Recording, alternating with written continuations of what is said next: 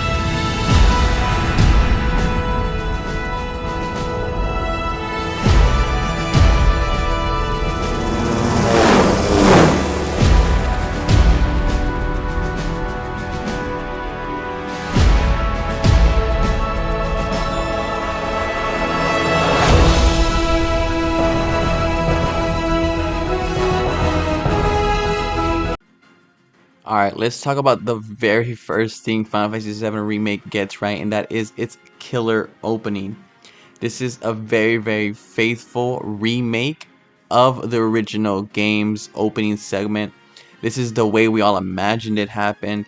Cloud and Avalanche on the train going in there to bomb the Mako reactor. It is insane the way that they truly made it feel the way that I felt it happened in the game, and obviously it didn't happen this way. But they definitely captured the atmosphere, the ambiance, the intensity of that situation in a way that propelled that moment. I think going back and if you just watch the Final Fantasy VII version of it, obviously, it's hindered by technology, it's hindered by the era that it came out in.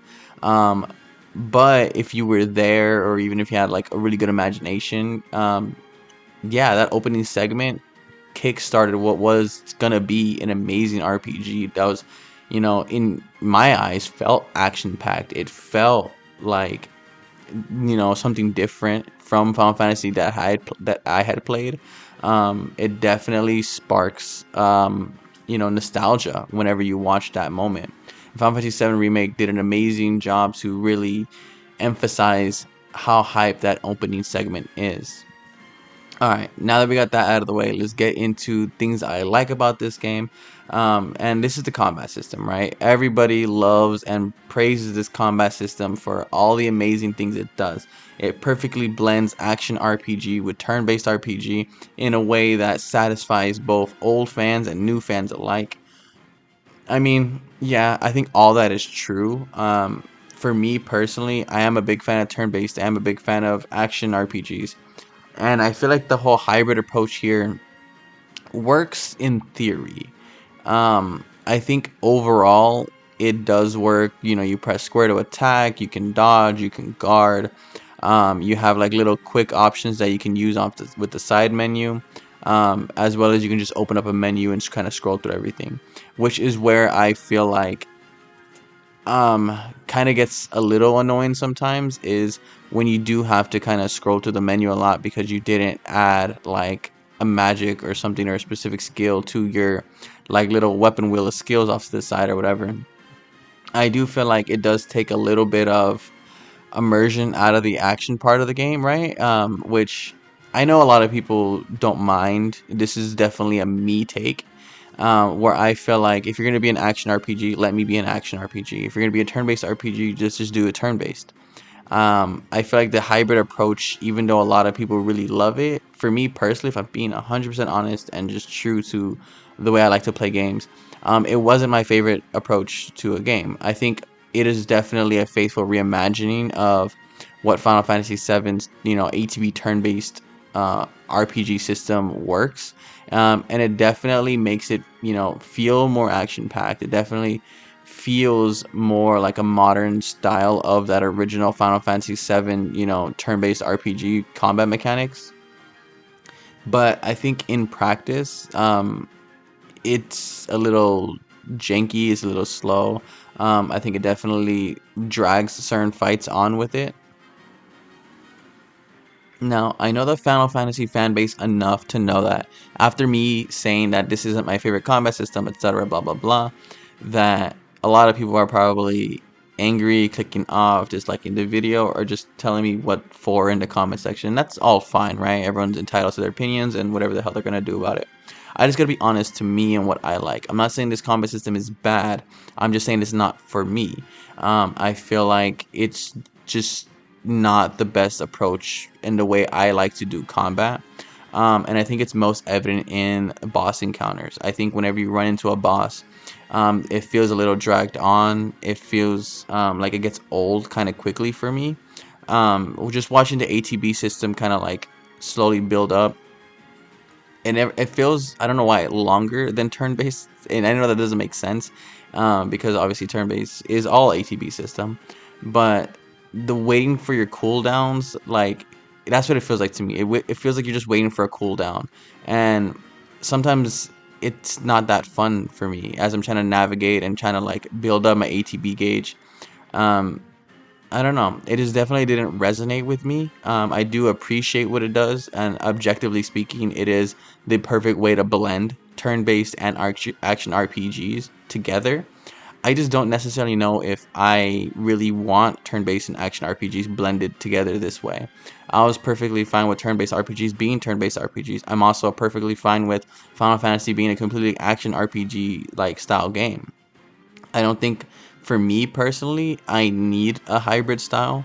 I do understand how majority of fans really do like hybrid, the way that it makes it feel more action packed while also still sticking to its roots of turn based, sticking to its roots of elemental damage being like a huge focus of Final Fantasy VII. So with all that being said, like again, I respect this system. It's just not my favorite system for me personally. All right, let's start talking about some spoiler stuff, kind of. Obviously, this game came out a while ago, so if you're trying to avoid spoilers, I can't really help you with that at this point. I'm gonna talk about the things I want to talk about story-wise in this game.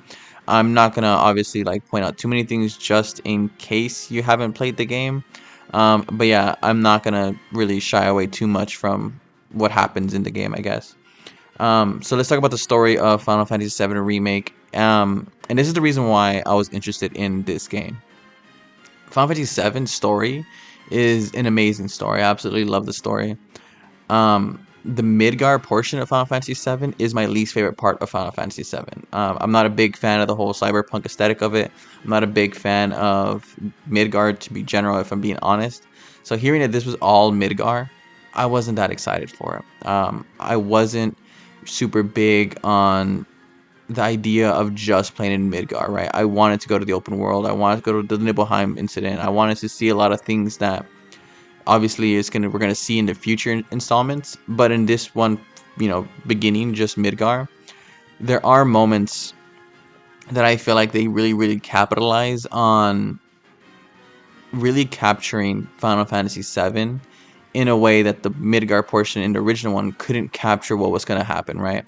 This definitely plays on a lot of people's nostalgia and familiarity with the franchise or with the series of Final Fantasy VII in general, right? And I think this game rewards the more into the lore you are of Final Fantasy VII, right? Like if you just play Final Fantasy VII, yeah, you're gonna get a lot out of this. But if you played Final Fantasy VII, if you played Crisis Core, if you seen Advent Children, this game is a smorgasbord of tons of callbacks, tons of hinting at the future and foreshadowing, things that people who only ever played Final Fantasy VII Remake aren't really fully going to grasp a lot of what's going on in this.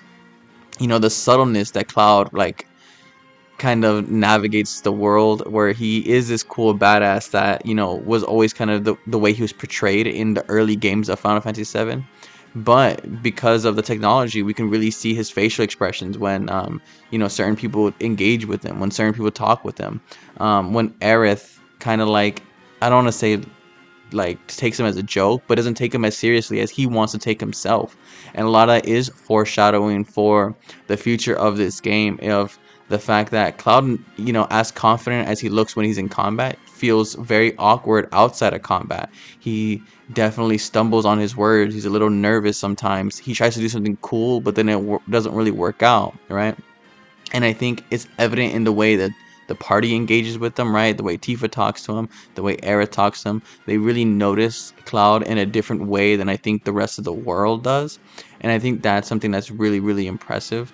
The amount of depth that they're able to put in Final Fantasy VII Remake is amazing. Again, just if you're a huge fan of the original game or even some of the side games, it definitely pays a lot of homage and tribute to a lot of things while doing something very interesting. And that's the part that really, really had me excited about Final Fantasy VII Remake, is the fact that it's not a one-to-one remake. If you guys don't know this by now, Final Fantasy VII Remake is more of a sequel to Advent Children. It definitely takes place after everything in Final Fantasy VII has ever happened. It feels more like you're kind of retracing your steps, but some of those steps are very different, right? And it's very obvious in a lot of the additions to this game, a lot of the way certain characters engage with you, the added moments that you definitely know aren't original, right? Like the whole whispers. When you see the whispers, you're like, this feels off. The way Aerith kind of knows what's going on without ever mentioning it until, like, towards the end of the game.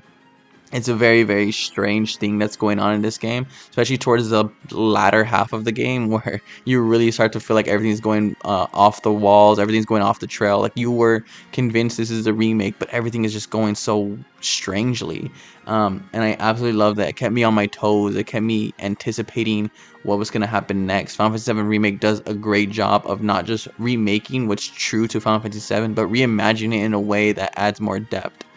If I was to speak about the certain characters, I know a lot of people praise characters like Jesse, Wedge, and Biggs for their, for adding more personality to these characters who were originally kind of just like one-off side moments in the original game, now get full character arcs and full character story moments. And if I'm being honest, I don't like them. Now, I know a lot of people praise him and love him. I hate Jesse in this game. Jesse irritates me to all living hell. Wedge is not a character that really had a lot of impact on me. He was kind of too much of that lovable big guy that, is kind of silly and wants to do good. And Biggs just wasn't for me. Again, they're characters that kind of, like, I bounced off of. And if I'm being honest, the first 4 chapters of this game, I didn't love. I the first four chapters where you're kind of just Cloud and you know navigate Midgar and you have to help Jesse go get the materia or whatever, or get the explosives and all that stuff. Like it just wasn't. It wasn't moments that I really gravitated towards. And it wasn't until after chapter 4 when you really start to introduce characters like Aerith and more of Barret and Tifa that I really started to appreciate this game. Because those are characters I liked. I really liked Aerith. I really liked Barret. I really liked Tifa in this game. I think they hold this game up so high. I think there's moments that I was very surprised that they took it to, right? When you talk about the whole like Don Corleone moment or Don Corleone moment, a lot of things that I didn't think they were gonna take it that far and faithfully reimagine, you know, Cloud in a dress, or like just the way Aerith kind of has that little walk that she does, that smile that she does to Cloud. That if you're familiar with, you know, Aerith specifically, you know what they did in Crisis Core, this is, you know, a more fleshed out version of Aerith that we never got to see in the past. They really dive deep into Tifa and Cloud's relationship in a way that Final Fantasy VII really couldn't for a while. So yeah, if I was to just like praise this game, I praise the way that it really brings to life Final Fantasy VII in a way that I don't think a lot of people really understand if you only play Final Fantasy VII Remake. I struggle to see, if you only play Final Fantasy VII Remake, how much you'd really connect with a lot of these moments, especially a lot of these foreshadowing moments, especially a lot of these moments that if you know Cloud, you know, in the later installments of what's going to happen in this, you know, series of remakes, then a lot of it is going to make a whole lot of sense. The last thing I want to touch on is the game design, the overall level design, the way they kind of like dragged on Midgar for 30 hours. This was probably my least favorite part of this game. It's the fact that anytime someone said, "We got to go to the sewer," I dreaded going to the sewer, right? I think they had to kind of flesh this, or at least they felt like they had to flesh this game out more, and I just really feel like they didn't need to. They put a lot of like quote unquote puzzles, but they're more like obstacles in your way where it's very, very easy to solve, and it just kind of like drags on this moment longer than it needed to ever be. Thinking of moments like when you're in the sewer and you have to move like little platforms with a crane that just again I feel like wasn't necessary. When you finally meet Red 13 and you're navigating through this whole Shinra building, and Red 13 has to, you know, pull all these switches, and you kind of have to switch back and forth between two parties. It's just stuff that I felt like didn't need to be in this game, and they added it. And honestly, maybe this might be just me being impatient, but yeah, it made me feel very impatient. Like I just wanted to get on with the story, and they were kind of dragging it on with not even gameplay, just kind of like, you know, level design, I guess. But I felt like Final Fantasy 7 didn't need that level of level design. I felt like it could have been perfectly fine with just you walking to the next moment without really putting like these obstacles in your way. But hey, I know like a lot of people don't like it when you just walk to the next area. They want, you know, something to like, you know, make the traversal feel more like you had an obstacle, like you did something on your way there. I just feel like if you're gonna do it, make it a little bit more fun. Don't just put it there just to kind of slow down, you know, the traversal of everything.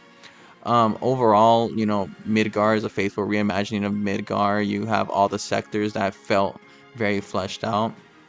And overall, this game, you know, it does a lot of amazing things that it gets a lot of credit for. So I'm not gonna say, oh, it's underrated or anything. So because obviously it gets credit for what it's doing.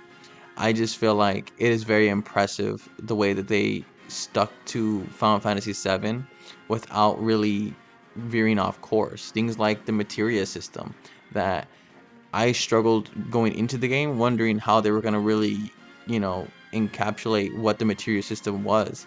But they definitely made a way to blend the materia system with the action RPG that made it feel true to Final Fantasy VII.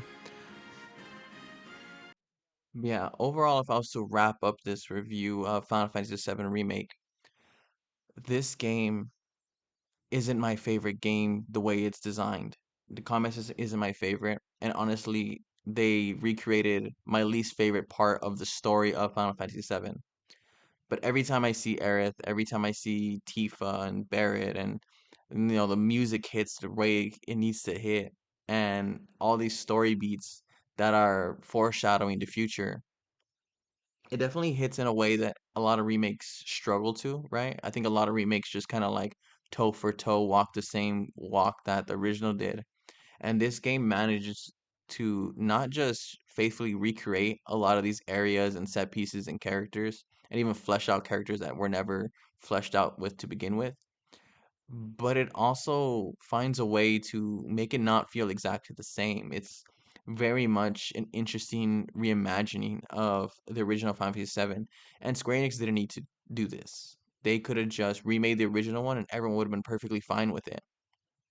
But they managed to keep everybody on their toes when so many people know the Final Fantasy VII story. And now we're all wondering, what is the story? Like, they definitely took it to levels that I don't think a lot of us expected them to take it. And mad props to Square Enix and, Tetsuya Nomura and the whole team who developed this game, because they definitely put a lot of consideration into what they were keeping the same and what they were changing, what kind of characters they wanted to flesh out. They had a vision for what this game was going to be, and they definitely stuck to that vision. And I'm very, very impressed by it. Um, with all that being said, Final Fantasy VII Remake is an amazing game.